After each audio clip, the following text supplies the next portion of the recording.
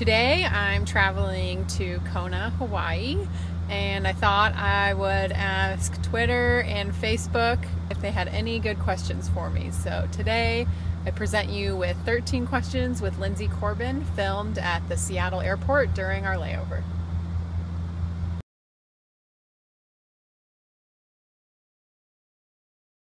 One thing that I try and visualize during the Ironman when I reach a dark spot, particularly during the marathon, is I always think of what the finish line is going to look like. I've crossed the finish line of 16 Ironmans, so I definitely cherish those memories, and I think of what the finish line carpet will feel like, who's going to be handing me my cowboy hat, my family will be there, and just how good it feels to cross that line. And that usually gets me through the rough patch and onto the next aid station where I can have a Coke, regroup, and keep on trucking.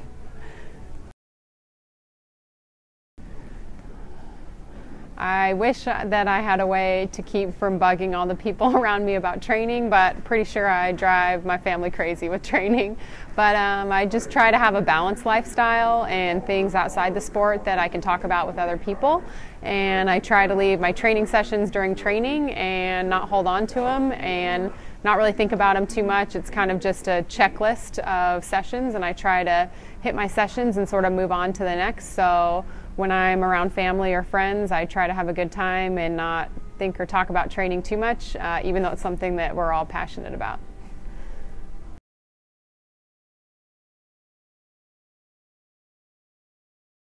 This year in the off season, I embrace swimming with a snorkel and swimming with the band only.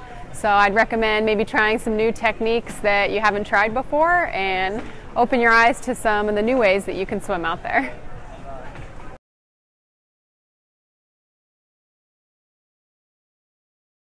In life, when I'm dealing with personal challenges outside of sport, I actually have conquered them in similar ways that I conquer the Ironman, and that's I take a problem and I break it down into little segments, and I focus on being in the moment and staying in the moment and doing baby steps to get to the next goal.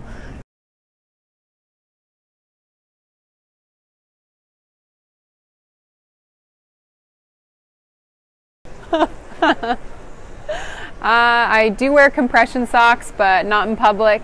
Usually at home after a hard run workout, I can cruise around in them. Today while traveling, I've got a pair in my backpack, and I'm going to sneak them on once I'm on the plane and take them off before I get to Kona so no one can charge me as guilty.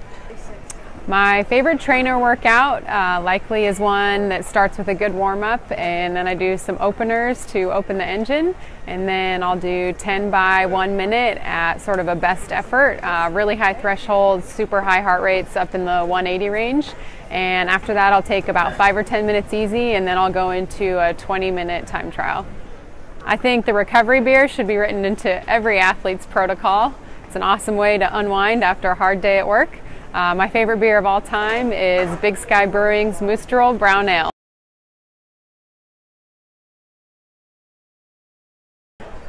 My favorite workout to do in the off season to build strength on the bike is riding uphill in an overgear, and usually in my aero bars if I'm on the time trial bike. So I think it recruits a lot of muscles to be riding uphill in the aero bars, and I like the overgear to add in a bit of strength training as well.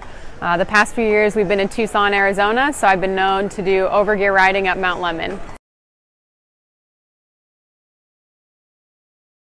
I think that having doubt or question if you've done enough work and if you're ready for race day is really common among professionals and age group athletes. Whenever I have these thoughts crop up, I open my training log and I look back on some of the work I've done and some of the key sessions that I really nailed, and I get confidence from those, and I feel comfortable with the preparations I've done.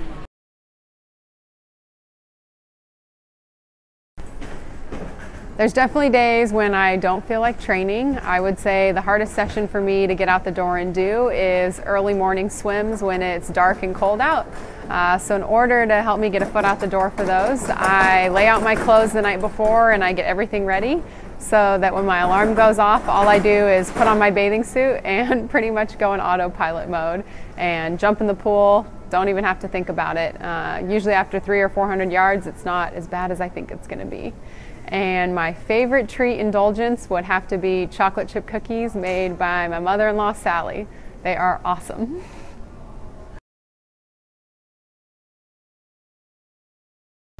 I don't have any crazy superstitions, but I do have a few things that I do for sure. For every Ironman I do, I always have brand new socks to put on in T2 to run the marathon with. And the other thing that I do is at mile 56 of the bike where the special needs is, I usually always chew a piece of Orbit's gum.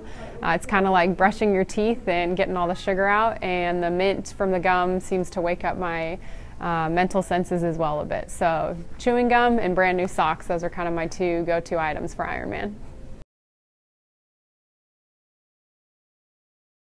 Great question, Jake. Thanks for tuning in.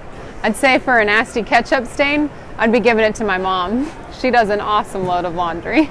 In all seriousness though, while I was at home in Bend, my mom let me know that my grease stains I got all over my shirt, she got out with Simple Green. So a little Simple Green on the stain and it'll get it right out for you.